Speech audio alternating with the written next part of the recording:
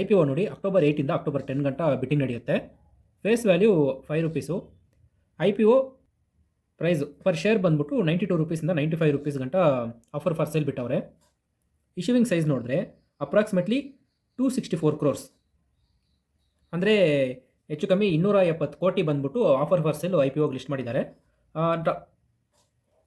Total number of shares ನೋಡಿ, 2,78 ಕೋಟಿ equity shares ಬಂದ್ಬಿಟ್ಟು ಆಫರ್ ಫಾರ್ ಸೇಲು ಸೆಲ್ ಮಾಡ್ತಿದ್ದಾರೆ. ಕಂಪನಿ ರೆವಿನ್ಯೂ ಗ್ರೋತ್ ಹೆಂಗಿದೆ ಅಂತ ನೋಡೋಣ. 2022ನಲ್ಲಿ 111 ಕ್ರೋರ್ಸು ಅಸೆಟ್ ಇದೆ. 23ನಲ್ಲಿ ಹಂಗೆ ಜಾಸ್ತಿ ಆಗಿದೆ, 24ರಲ್ಲೂ ಜಾಸ್ತಿ ಆಗಿದೆ. ರೆವಿನ್ಯೂ ನೋಡಿ 77 ಕ್ರೋರ್ಸ್, 161 ಕ್ರೋರ್ಸ್, 154 ಕ್ರೋರ್ಸ್. ಸೊ 24ರಲ್ಲಿ ಸ್ವಲ್ಪ ಕಡಿಮೆ ಆಗಿದೆ. ಪ್ರಾಫಿಟ್ ಆಫ್ಟರ್ ಟ್ಯಾಕ್ಸ್ ನೋಡಿ, ಅದೂ ಕಡಿಮೆ ಆಗಿದೆ. ಸೊ 18 ಕ್ರೋರ್ಸಿಂದ 40 ಆಗಿ 40ಇಂದ 36 ಆಗಿದೆ.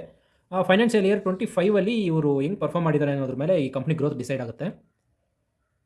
ನೆಟ್ವರ್ತ್ ನೋಡಿ 41 ಕ್ರೋರ್ಸ್, 82 ಕ್ರೋರ್ಸ್, 119 ಕ್ರೋರ್ಸ್. ಕಂಪ್ನಿ ರಿಸರ್ವ್ಸ್ ಎಷ್ಟಿದೆ ಅಂದರೆ 81 ಕ್ರೋರ್ಸ್ ಇದೆ ಇವಾಗ ಕರೆಂಟಾಗ. ಕಂಪನಿ ವ್ಯಾಲ್ಯೂಸ್ ನೋಡೋಣ.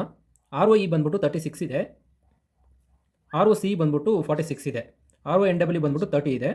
ಪ್ರೈಸ್ ಟು ಬುಕ್ ವ್ಯಾಲ್ಯೂ 5.97 ಇದೆ. ಪ್ರೈಸ್ ಟು ಬುಕ್ ವ್ಯಾಲ್ಯೂ ಅಂದರೆ ಇವಾಗ ಶೇರ್ ಬಂದ್ಬಿಟ್ಟು ಇವ್ರು ಲಿಸ್ಟ್ ಮಾಡೋ price 95 rupees divided by 5.97 equals to ಎಷ್ಟು ಬರುತ್ತೆ ಅಂದರೆ 16 ರೂಪೀಸ್ ಬರುತ್ತೆ. ಸೊ ಶೇರ್ ಬುಕ್ ವ್ಯಾಲ್ಯೂ ಬಂದ್ಬಿಟ್ಟು 16 ರೂಪೀಸ್. 95 ರೂಪೀಸ್ ಇವರು ಲಿಸ್ಟ್ ಮಾಡ್ತಿದ್ದಾರೆ. ಬಟ್ ಲಿಸ್ಟಿಂಗ್ ದಿನ ಎಷ್ಟು ಲಿಸ್ಟ್ ಆಗುತ್ತೆ ಅಂತ ನೋಡಬೇಕು, ಆವಾಗ ಬುಕ್ ವ್ಯಾಲ್ಯೂ ಡಿಫ್ರೆನ್ಸ್ ಆಗುತ್ತೆ.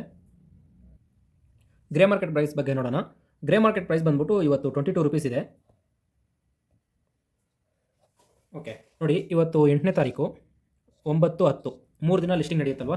ಸೊ ಇವತ್ತು 22 ಅಂದರೆ ನಾಳೆ ಜಾಸ್ತಿ ಆಗಬೇಕು, ಅಟ್ಲೀಸ್ಟ್ 30 40 ಈ ಥರ ಜಾಸ್ತಿ ಆದರೆ ಚೆನ್ನಾಗಿ IPO ಬಂದು ಬಿಟ್ಟಿಂಗ್ ನಡೆದಿದೆ ಅಂತ, ಅಂದರೆ ಸಬ್ಸ್ಕ್ರಿಪ್ಷನ್ ಜಾಸ್ತಿ ಆಗಿದೆ ಅಂತ ಅರ್ಥ.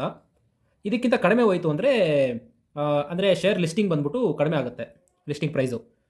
ಇವಾಗ ಎಕ್ಸಾಂಪಲ್ ನೋಡಿ, ಇವಾಗ ಲಿಸ್ಟಿಂಗ್ ಪ್ರೈಸ್ ಬಂದು 95 ರೂಪೀಸು ಅವ್ರು ಅಲರ್ಟ್ ಮಾಡೋದು. ಗ್ರೇ ಮಾರ್ಕೆಟ್ ಪ್ರೈಸ್ 22 ಅಂದರೆ 95 + 22 ಮಾಡಿ 117 ರೂಪೀಸ್ ಇದು ಲಿಸ್ಟಿಂಗ್ ಪ್ರೈಸ್. ಅಂದರೆ ಇವತ್ತು ಗ್ರೇ ಮಾರ್ಕೆಟ್ ಪ್ರೈಸ್ ಇಟ್ಕೊಂಡು, so end of the day 10ನೇ ತಾರೀಕು ಗ್ರೇ ಮಾರ್ಕೆಟ್ ಪ್ರೈಸ್ ಎಷ್ಟಿರುತ್ತೆ ಅಂತ ನೋಡಿಕೊಂಡು ಅದು ಪ್ಲಸ್ ಮಾಡ್ಕೊಳ್ಳಿ. ಬಟ್ ಅಷ್ಟಕ್ಕೆ ಲಿಸ್ಟ್ ಆಗಬೇಕು ಅಂತ ಏನೂ ಇಲ್ಲ. ಈ ನಡುವೆ ನೋಡಿದ್ರೆ ಎಲ್ಲ IPOನು ಆಲ್ಮೋಸ್ಟ್ ಡಬಲ್ ಆಗ್ತಿದೆ.